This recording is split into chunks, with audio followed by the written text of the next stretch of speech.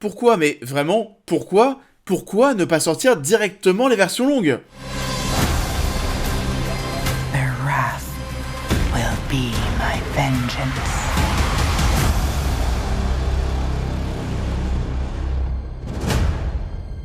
Bonjour à tous, et j'espère que vous allez bien. On se retrouve en ce début de week-end pour une vidéo qui n'était pas forcément prévue, parce que c'est vrai, alors la version longue de Rebel Moon, oui c'était prévu, on savait que ça allait arriver tôt ou tard, mais l'annonce a été faite il y a même pas 2 semaines. C'est bon, ça débarque sur Netflix, le Director's Cut de Zack Snyder de cette partie 1 et partie 2 de Rebel Moon, c'est disponible. Vous le savez, je suis pas du tout fan de ce qui est sorti précédemment, mais allez, pourquoi pas, on verra, on essaye de donner une seconde chance à Zack.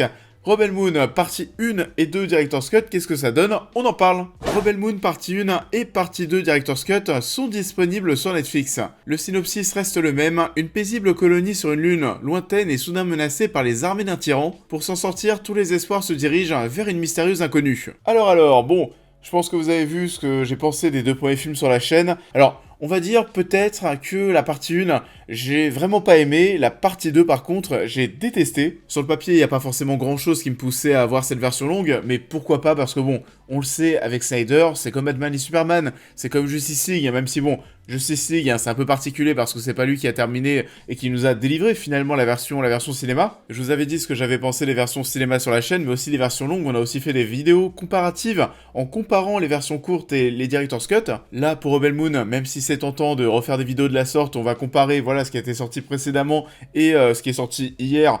J'aurais pu, pourquoi pas, mais bon, on va pas se mentir, Rebel Moon, ça me passionne pas tant que ça. Je suis pas intéressé. Je suis pas intéressé pour entrer autant dans le détail, mais bon, je vous donne quand même mon petit avis. J'ai maté cette Director's Cut, alors c'est 2 Director's Cut, partie 1 et partie 2, qui quand même sont des versions très très longues par rapport aux versions d'origine. La partie 1 dure un petit peu plus d'une heure de plus que ce qu'on avait vu il y a quelques mois. Et la partie 2, je crois que c'est environ 50 minutes en plus. Au global, si on mate les Director's Cut de Rebel Moon, donc Rebel Moon partie 1, Director's Cut et Rebel Moon partie 2, Director's Cut, on est sur plus de 6 heures de film. Ouais, je me suis maté les 6 heures, je suis un peu KO. Il y a quelque chose de très curieux et d'assez rageant, on va pas se mentir, dans ce mode de diffusion, qui, voilà, est presque une honte, on va y revenir, mais déjà... On peut parler de quelque chose qui est chelou, les titres. Les titres ont changé. Et si on se souvient bien, la partie 1 s'appelait Enfant du Feu, la partie 2, L'Entailleuse. Les titres, déjà, étaient pas dingues, mais là, ça a changé. La partie 1, maintenant, devient Calice de sang. La partie 2, La Malédiction du Pardon. Voilà, bon, c'est toujours pas ouf. Mais on a donc renommé ces 2 premières parties, je sais pas pourquoi, c'est très bizarre. Et voilà, ce que je vous disais, ce qui est assez honteux finalement, c'est de nous offrir au final la vraie vision de Snyder aujourd'hui. C'est même un argument marketing. Aujourd'hui, on te balance une bande-annonce en te disant « Eh, vous vous souvenez ce qu'on vous a balancé il y a quelques mois ?» Non, ça c'était pas la vraie vision de Snyder. Ça, regardez, ça c'est la vraie vision de Snyder.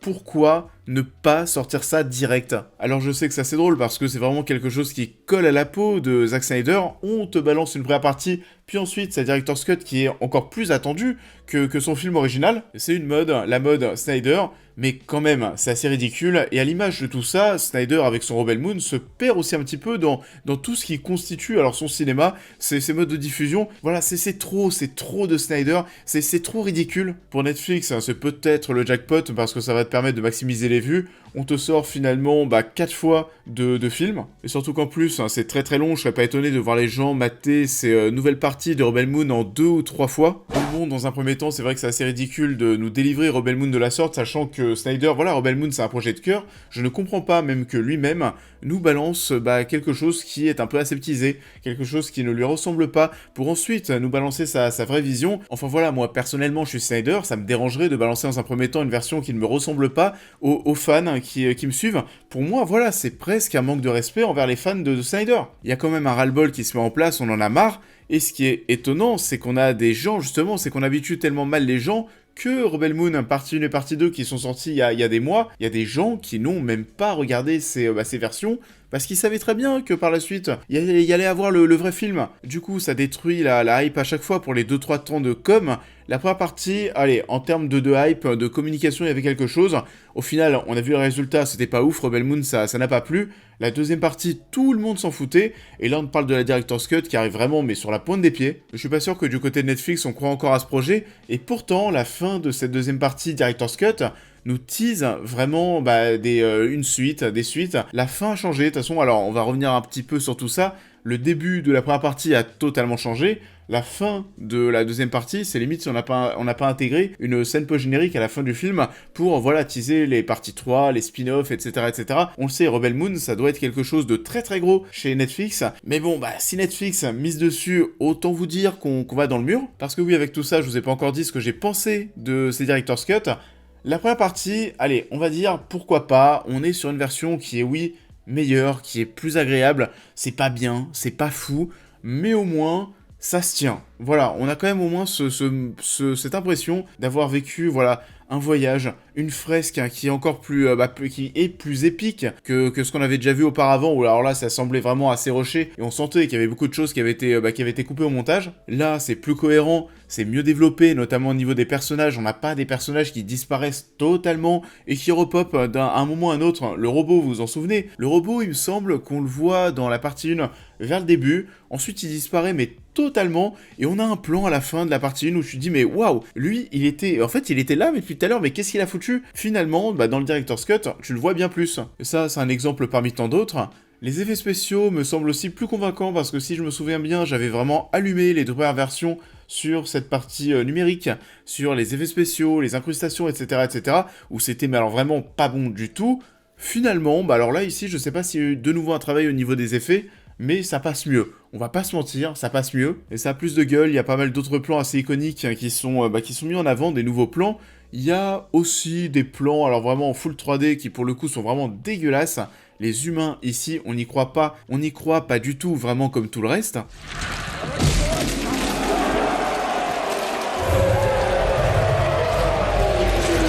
Du coup, oui, il y a pas mal de choses qui sont ajoutées qui vont servir à étoffer l'univers. On a beaucoup plus, alors oui, c'était vendu comme ça, plus de sang, plus de sexe. Il y a des scènes de sexe avec Sofia Boutella qui n'étaient pas présentes dans la première partie, enfin dans la première partie, dans la première version, des scènes de sexe qui peuvent aussi rajouter un petit quelque chose au niveau du personnage Sofia Boutella, parce qu'on voit au niveau de son corps, il me semble pas qu'on le voyait, il y a des très très grosses blessures qu'elle a au niveau des côtés de son ventre. On n'a pas du tout, mais vraiment pas du tout le même début. Là, ici, on a 20 minutes d'introduction en plus.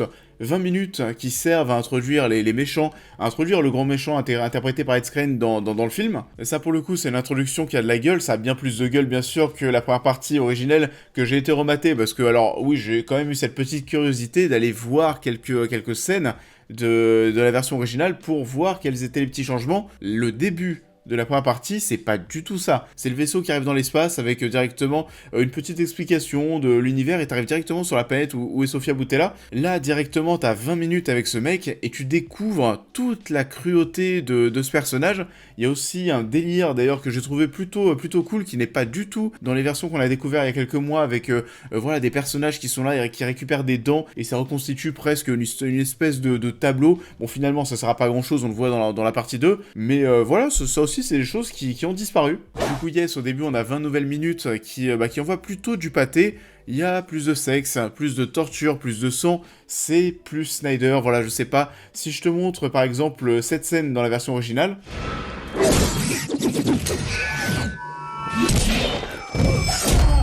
Là, du coup, dans cette Director's Cut, tu vas voir pareil avec un pied qui vole.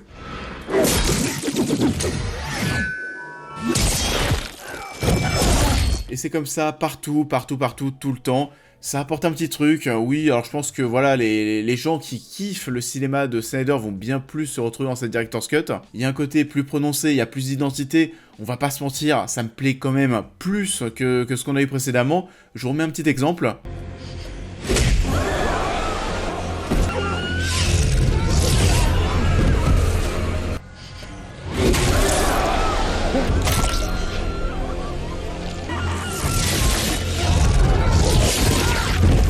On est bien plus dans du Snyder qui se lâche et qui se lâche totalement, on abuse presque, vous savez, parfois sur les effets de lens flare, sur les effets de cendre, sur du coup les flashbacks, sur les ralentis, tout ça, on en aura encore bien plus.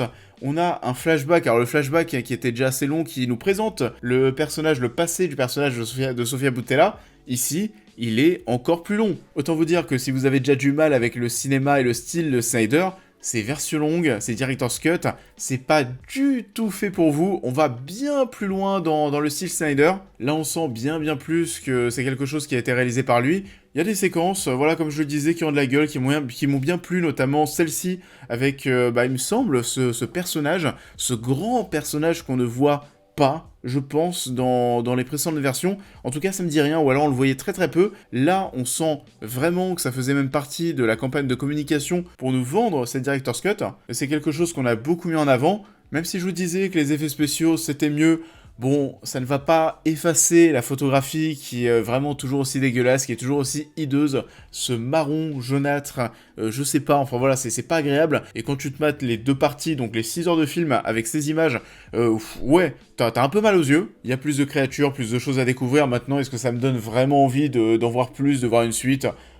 Vous le savez, alors vraiment pas du tout. Je suis limite un peu inquiet parce que vu la fin, ça a l'air d'être le chemin qu'on va prendre. La fin de la partie 2 version originale, voilà, on s'arrêtait à la fin de la scène d'action, on se disait oui ou non, alors peut-être qu'il y aura une suite, mais peut-être que non, de même. Là, comme je le disais, on a presque une scène post-générique qui a été rajoutée directement à la fin de la Director's Cut partie 2.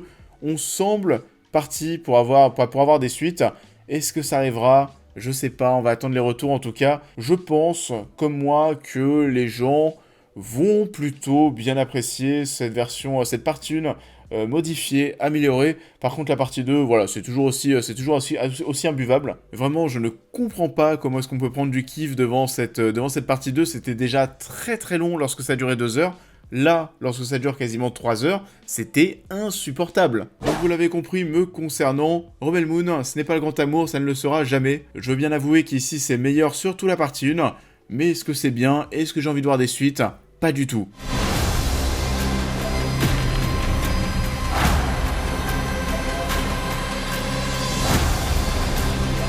Their wrath will be my vengeance. Et ça en est tout pour cette vidéo, j'espère qu'elle vous aura plu comme d'habitude. Je vous invite à la liker, à la partager, à me dire en commentaire ce que vous avez pensé de l'œuvre en question, à vous abonner et à me suivre sur l'intégralité de mes réseaux pour toutes les news et réactions à l'actualité, mais aussi à devenir membre soutien si vous souhaitez soutenir mon travail. Et on va se retrouver très vite sur la chaîne pour cette prochaine critique.